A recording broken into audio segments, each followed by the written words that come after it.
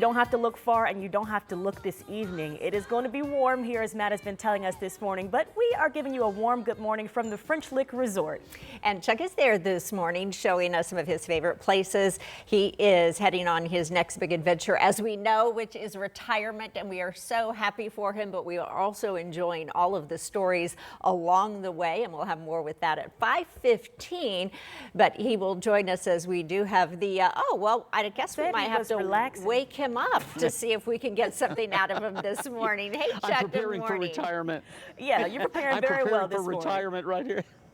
Yeah, preparing for retirement right here in air-conditioned comfort at the beautiful atrium in West Baden Springs Resort. I was just told a few minutes ago that these chairs, these beautiful Chase chairs, are the thing. They are the most important and most fun thing that people flock to, and I can see why. You know, when the roof was damaged, and those of you who were with us earlier this morning saw my piece on the restoration of this magnificent roof that made this place the eighth wonder of the world. When the restoration was done, all of this furniture, because of the massive hailstorm in 2023, had to be replaced, and it's been replaced in absolute comfort with beautiful chairs, beautiful furniture, and a beautiful experience, believe you me. Now, being inside the atrium here is a good thing today, because I can tell you, here in southern Indiana, it's like Amazon humid later on today, and a lot of us will be experiencing that heat and humidity. In fact, it's a weather impact alert day. Let's take a look at some of these temperatures around the area this morning as we get you started on your day. 67 in Indy and Bedford, 70 already in Shelbyville. Now, later today, we do have a risk of severe weather. The Storm Prediction Center in Norman, Oklahoma, has placed us under a level 2. That would be scattered thunderstorms, some of them strong with lightning, hail, the potential of rotating storms or tornadoes. But I think the best chance for that kind of activity, and this would be basically 8 p.m. to 1 a.m., would be in northern Indiana. So you Peru Tigers all the way up to South Bend and Fort Wayne would be under this. Let's walk through our future track beginning at 7 o'clock this morning.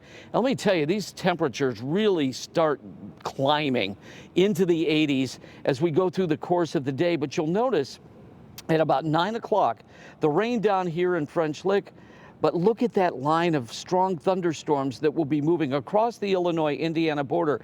That's why we believe that these thunderstorms that will be strong could occur while some of you are sleeping. So make sure that you have your WTHR app in your phone, that you have a way to receive watches and warnings. Not all of you are going to get wet tonight. Some of you will remain dry, but those storms will be strong. Matt's going to talk more about that, and let me tell you, I've got a story for you. This is the place for golf, right? Well, we've got a new short course that everybody of any level, including me, can take advantage of, and we'll show you that coming up live from French Lick here in just a few minutes, folks. Thank you, Chuck. Well, you enjoy the relaxation while you can before you start swinging a golf club. We need to figure out a way to get him one of those chairs for his retirement. Put it right in the living room. I think Mary would love that, wouldn't she? Hey, right now traffic's moving fine. We're looking pretty good. We had an accident on the northeast side there on I-69 that has been cleared up. Now we take you on 69, but on the other side of Indianapolis, there towards the south side. Good morning in Bargersville, Center Grove. We've got a big boys track meet tonight. We're going to be hosting the Franklin Central Flashes. It is going to be very hot. Make sure kiddos and athletes all have a bunch of water. They're going to need it. This is a live look along I-70. Heavy traffic, but we are moving there in some of the construction zones east of Greenfield. Head towards Eastern Hancock. The girls, the Royals, will be hosting a softball game against the Centerville Bulldogs. Good luck to the athletes and stay cool out there. Julia. Thank you, Matt. Right now, we are following the latest on a fatal shooting on the southeast side, I should say, of Indy. One woman is dead after that shooting. It happened outside of an event center last night along Massachusetts Avenue near 34th around 9:30.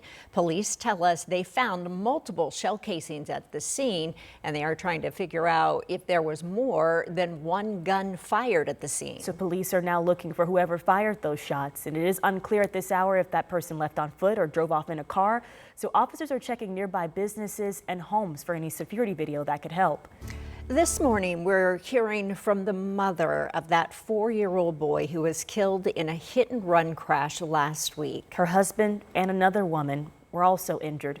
Now we've learned a 22-year-old is under arrest in this case. Anna Chalker is in studio with us this morning with this heartbreaking reaction from the boy's mother. Just an awful story, Anna. It really is, ladies. Alan Garcia's mother tells us she's living in a nightmare, as you can imagine, knowing that her son was killed and her husband, who is still in the hospital fighting for his life. Garcia was riding in a bike trailer behind his father last Wednesday in the intersection of East Raymond and South State Avenue when a Dodge Charger ran a red light and hit them and another car. Court documents revealed the 22-year-old driver was going 80 miles per hour, where the speed limit is 40, a half second prior to the crash, then ran away. Detectives found a receipt from an auto parts shop in the abandoned car. The transaction included different car parts, and this all happened 5 minutes before the crash. IMPD says several witnesses, video footage, and evidence at the scene helped them arrest this suspect this week. Now Garcia's mother has this message for the suspect.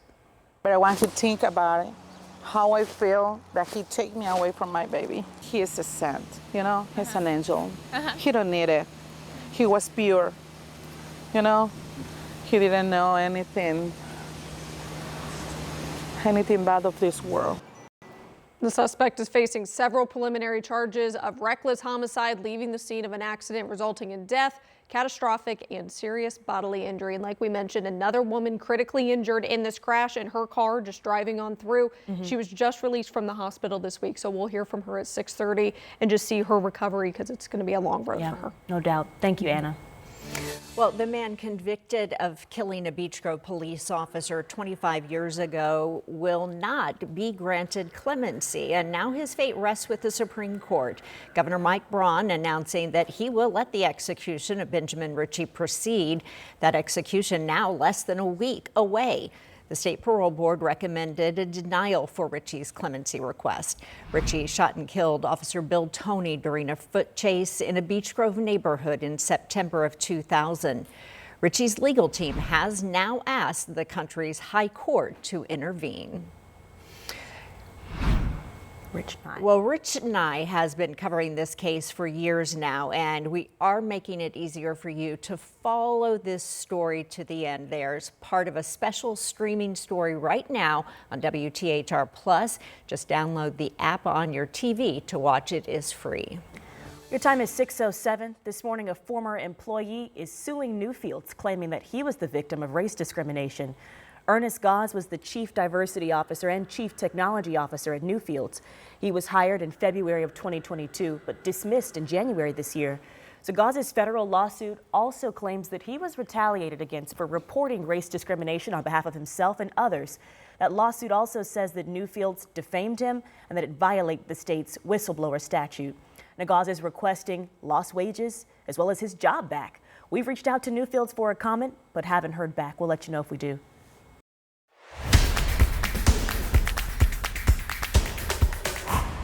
Well, Pacers will have a little more time to rest as they wait to find out who they face in the Eastern Conference Finals. But we do know the Pacers will play their first game of the Eastern Conference Finals on May 21st. It will be an away game. The Celtics beat the Knicks in Game 5 last night in Boston with that final score of 127-102. So the Knicks lead this series 3-2. So Game 6 is back in New York tomorrow at 8 o'clock. And of course, we know since they are headed to the Eastern Conference Finals, this is the second year straight in a row, so we're pretty proud of them. And single game tickets for the next round go on sale tomorrow. So if you want to go, you can get your ticket as the Blue and Gold clinch their spot Wednesday night. We all remember this big win against the Cavs. So now the team is resting a bit, and we're watching the Knicks and Celtics to see who they play next. So the first game of the Eastern Conference Finals is set for May 20th. Regardless of who we play, that will be on the road, as we mentioned.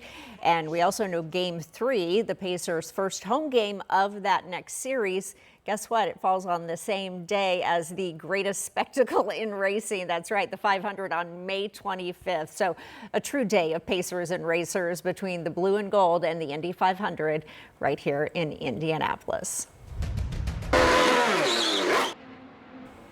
Well, let's go out to the track now, and that's where IndyCar drivers were at the Indianapolis Motor Speedway yesterday. Just 10 days away now from the 109th running of that race, and you might be able to sense a little anticipation, even confidence from these drivers as we were getting closer to the moment when that green flag drops. So let's look ahead to what is happening out there today at IMS. Here's the schedule, and the plans do depend on the weather a little bit. We know the gates are open from 10 this morning until 6. Practice starts at noon. If you want to get some last-minute tickets, they're still available online for $25. You may love this or hate this, depending on how you feel about him. Tom Brady is now joining Jimmy Johnson on the track at the Indy 500. The former NFL player and longtime evil man against the Colts will take a ride in the fastest seat in sports with the NASCAR champ right behind the wheel. The fastest seat in sports. It's a custom 2-seat Indy car, which makes the ceremonial laps before an IndyCar race. And hey, coming up tonight in Broad Ripple for Third Thursday, there will be a live muraling that is featuring Megan Jefferson. So get this, she's going to transform a full-size Indy car into a stunning piece of art. So this is all part of Arrow McLaren's Indy 500 Never Stop Racing campaign. It would be an IndyCar event, of course, without racing legends and Indy 500 champ Tony Kanaan. TK will be signing autographs from 7:30 to 8. This is all happening tonight again from 6 until 9. The address, 925 East Westfield Boulevard. Will, of course, have this on our website for you. And we've got so much more planned for you for the next week and a half as we get ready for the Indy 500. That includes the AES 500 Festival Parade, which you can only watch right here on Channel 13 the day before the race. It's like halfway through month of May officially now, Matt, so things are really picking up for us. They are. It's getting excitement. We do have a lot of heat that's going to be at IMS, though, today. At practice, we're going to be reaching into the 80s. The bricks are going to be hot there on the west side of Indianapolis and Speedway. We're going to let you know who has the best chance for a pop-up storm. We're back at 3.